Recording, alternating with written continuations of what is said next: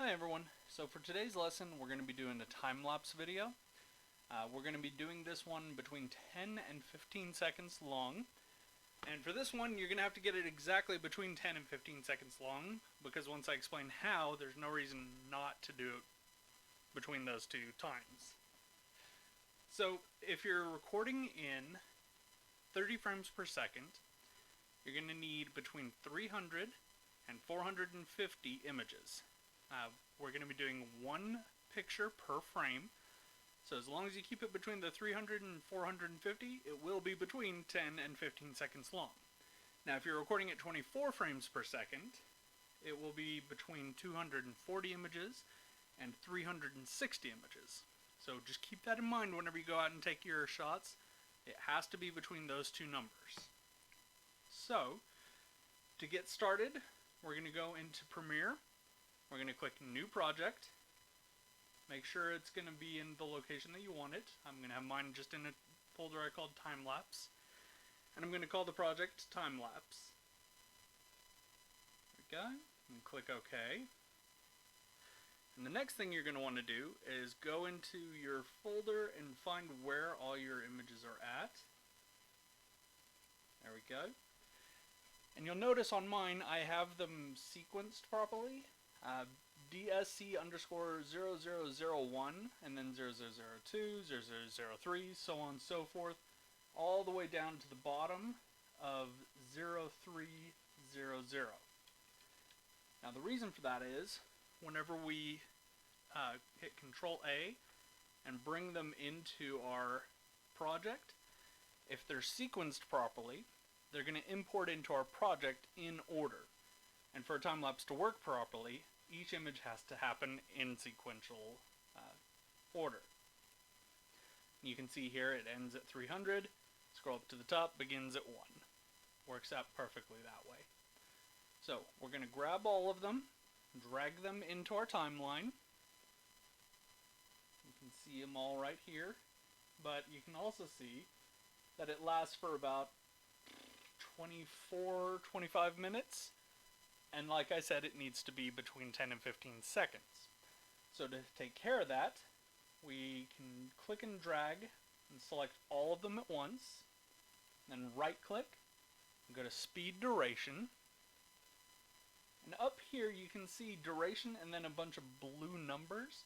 The way duration works for Premiere Pro is the far left is days, and then hours, and then minutes, and then frames. So we want these to be one image per frame. So we're going to set our minutes to 0 and our frames to 1. There we go.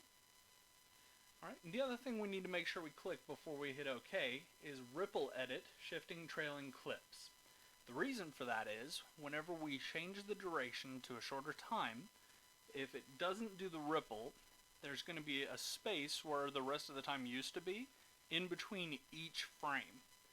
Now this way, it's going to shrink it down and then take the next image and slide it over to be right up against the next one so that it just shrinks the whole thing down. Alright, so now we can click OK. You can see there that it's gone from being 24-25 minutes long to being, zoom in a bit, there we go, to being 10 seconds long, which is exactly what it should be. At 30 frames per second, 300 images, that's 10 seconds. Perfect. So, if I start from the beginning, we can see up here in the preview, that's what a time-lapse is going to look like. Just a bunch of images, still images that you took with a camera, placed in order to make it look like basically make it look more like a movie, but in time-lapse fashion. And that's all there really is to making the time-lapse portion. The other part to your assignment is going to be adding audio. Like I said in last week's lesson, audio makes everything much better whenever you're talking about a video. So you can use whatever audio you want. It can be music, it can be sound effects. If you were recording audio while you were taking your pictures, take that audio, speed it up, make it kind of funny if you want. Doesn't matter, as long as whatever audio you have looks like it goes, or sounds like it goes along with what you're seeing. So for mine, I ended up getting some sound effects off of Humble Bundle about a week ago. I decided to go ahead and try one of those out. So this one is Locations Happy Village Loop. So I'm going to click and drag that one over here into our project. Minimize this.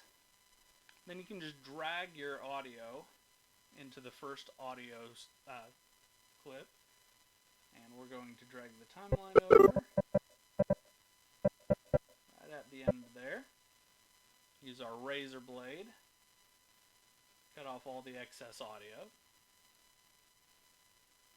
Now I could select it and then hit the delete button on my keyboard, but I kind of want to keep it there just in case I ever come back and want to mess with it later. So I just drag it down to the second audio track. I'm just going to mute that track. That way I haven't actually lost anything. Alright, so now go back to the beginning, and now we can play it again, but this time with the audio.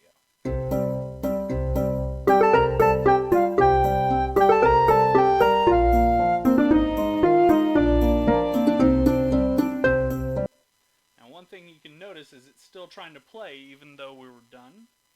So I'm going to go ahead and stop it. I'm going to zoom it out a little bit. Move the audio over. Zoom it out some more. So that's a pretty long one.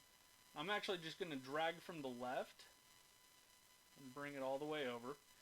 Now I haven't actually lost anything. If I drag it back out, it's still there. But this way it stays out of the way. And it ends before the actual video ends. There we go. Move that back to the beginning. And since we've got the audio track muted, we still won't hear it. Alright? So that's really all there is for this assignment. I am going to give you a little bit of a bonus on how to do future time lapses. That's a little bit easier. But I do want you to try this, doing it the way I just showed you. That way you can get used to using the time speed duration. So, for your bonus, I'm going to select everything on here. I'm going to delete it. Then over here in our project, I'm going to select everything except for the audio. And I'm going to delete it. Now the first time through, I grabbed all of our pictures and then dragged them into the project. This time, however, I'm going to double click in our project area. And I'm only going to click on the very first file. Now since I did these in sequential order, I can make sure that the image sequence is clicked, and then I can click open. And this time, instead of having all of the images sitting there, it gives me one file that has all of them put together as one frame per image. So it does basically what we did earlier, but it does it on its own. So now if I drag this out into our timeline, and I go ahead and add our audio back in. We'll go ahead and cut it real quick. Go. This time I'm just going to delete it for simplicity's sake. Okay, and then click play. We can see that again. It's exactly the same way it did the first time. This time it had a little bit less than we had to actually. It did it automatically. Alright, and that's it. So again, it needs to be between 10 and 15 seconds long. That means if you're using 24 frames per second, that's between 240 images to 360 images. If you're doing it at 30 frames per second, that's between 300 images and 450 images. It can be any setting you want. It can be something being built. It can be flower blooming. It can be really anything. I saw a really neat one where the person just took a bunch of pictures as they walked around a building. And you were just able to see basically the building from different angles. It looked really nice. And then your audio again can be whatever you want. Just if you have any questions or need any help with anything, feel free to email me. I'll be more than happy to help you. Otherwise, I will talk to you guys later. Thank you. Bye.